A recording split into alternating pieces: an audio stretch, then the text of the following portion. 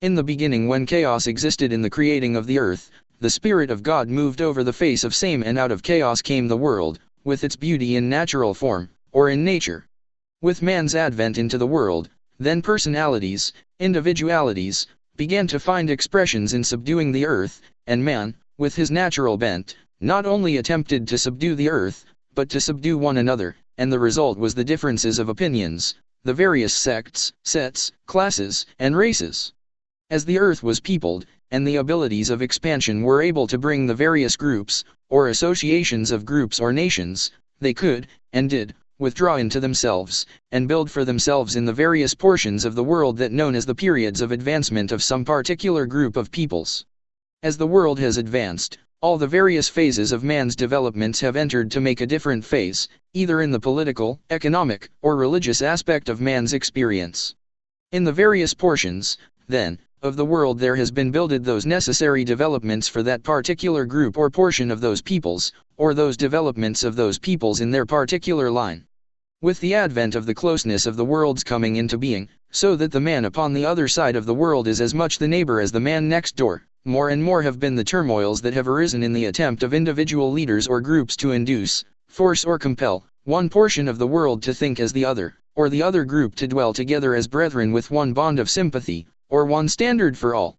With the present conditions, then, that exist, these have all come to that place in the development of the human family where there must be a reckoning, a one point upon which all may agree, that out of all of this turmoil that has arisen from the social life, racial differences, the outlook upon the relationship of man to the creative forces or his God, and his relationships one with another, must come to some common basis upon which all may agree.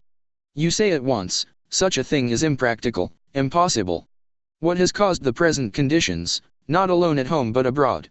It is that realization that was asked some thousands of years ago, "Where is thy brother?" His blood cries to me from the ground, and the other portion of the world has answered, answering, "Am I my brother's keeper?" The world, as a world, that makes for the disruption, for the discontent, has lost its ideal. Man may not have the same idea. Man, all men, may have the same ideal.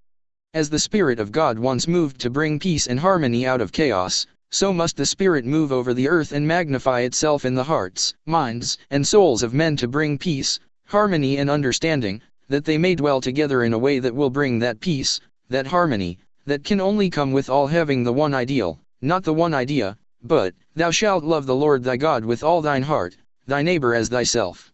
This is the whole law, this is the whole answer to the world, to each and every soul. That is the answer to the world conditions as they exist today.